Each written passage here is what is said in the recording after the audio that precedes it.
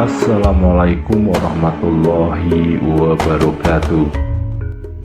Inilah pesan Syekh Siti Jenar sebelum wafat. Syekh Siti Jenar berasal dari Baghdad beraliran Syiah Muntadar. Beliau menetap di Pengging, Jawa Timur. Di sana Syekh Siti Jenar mengajarkan agama kepada Ki Ageng Pengging atau Kebo Kenongo dan masyarakat. Tetapi para wali Jawa Dwipa atau Wali Songo tidak menyetujui alirannya. Oleh karena itulah, Syekh Siti Jenar dihukum mati tahun 1506 Masehi dan dimakamkan di Anggaraksa alias Geraksan, Cirebon sekarang ini.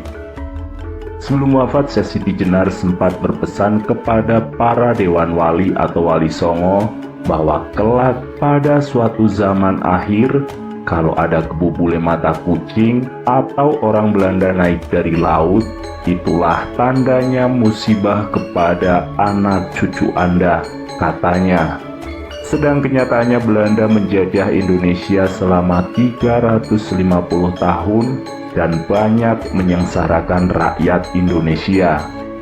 Syekh Siti Jenar mempunyai efek khusus yang kita anggap sebagai insiden di antara pemuka-pemuka agama Islam pada abad ke-16 Masehi.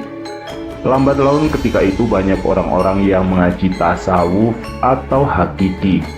Misalnya perihal ilmu bedanya antara kaulo dan gusti dan tunggalnya kaulo dan gusti. Atas tuduhan Syekh Maulana Maghribi bahwa Syekh Siti Jenar mengaku dirinya Allah, dan oleh Sunan Kalijogo ditanyakan apakah benar tuduhan tersebut. Beliau pun mengakuinya benar adanya.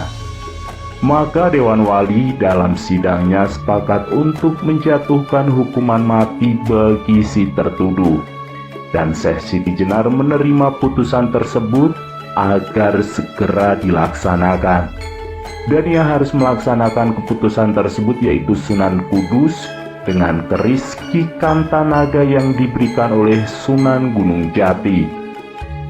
Sebelum eksekusi berlangsung, terjadilah kejadian yang sangat mencengangkan masyarakat karena memang disaksikan secara terbuka di halaman Masjid Agung Cirebon.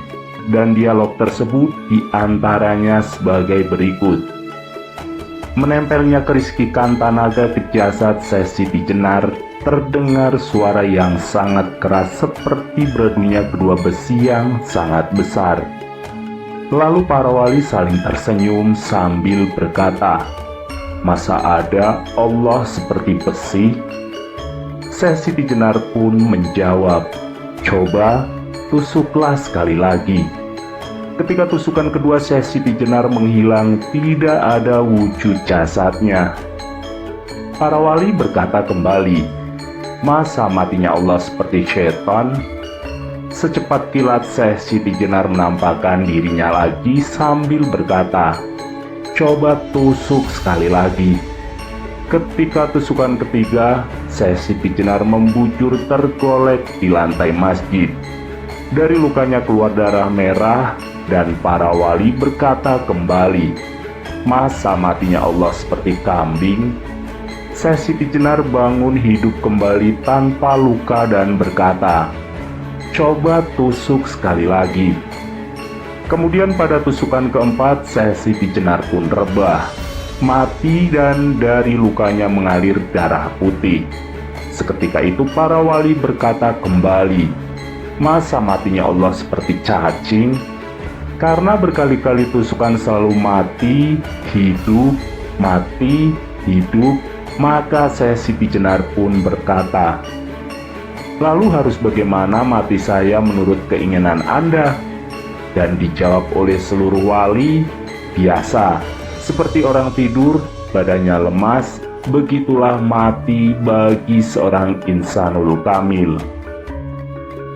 Sesudah itu ditusuklah jasadnya dan wafatlah Syekh Siti Jenar seperti umumnya manusia. Jasadnya mengecil sebesar kuncup bunga melati dan baunya semerbak mewangi bau harumnya melati. Syekh Siti Jenar wafat wajar dan tidak bunuh diri. Syekh Siti Jenar adalah salah satu wali Allah yang hebat ilmu kebatinannya di antara wali songo lain. Wafatnya karena perbedaan paham dengan para Islam Sunni para wali songo. Tetapi dia bukan beraliran Syiah. Karena aliran Syiah tetap ada sholat 5 waktu, tetapi berbeda hukum hadis saja dengan aliran Sunni. Dia diburu oleh wali songo karena tidak mau sholat 5 waktu, melainkan dia hanya mau beribadah dengan berzikir saja. Ini terjadi karena sewaktu ke Arab dengan Sunan Bonang, beliau telah diperingati jangan belajar ilmu yang dimiliki oleh seorang kakek yang berada di pojok Masjidil Haram yang sedang berzikir.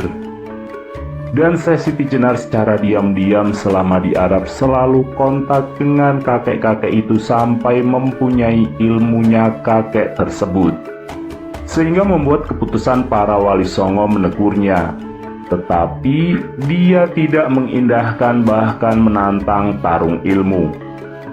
Setelah dimusyawarahkan, Syekh Siti Jenar harus ditindak dengan diburu sampai insaf atau mati oleh Sunan Kalijogo yang ditunjuk sebagai eksekutor. Sedikit info, Sunan Kalijogo adalah sunan yang mempunyai ilmu kebatinan paling tinggi dibanding Syekh Siti Jenar. Dalam perburuannya, Sunan Kalijogo diberi pedang yang disebut pedang Allah oleh salah satu wali songo yang konon pedang ini masih misterius keberadaannya sampai sekarang. Lalu matilah Syekh Siti Jenar dengan pedang tersebut. Setelah berhasil ditemukan bersembunyi di dalam suatu gunung di daerah Jawa.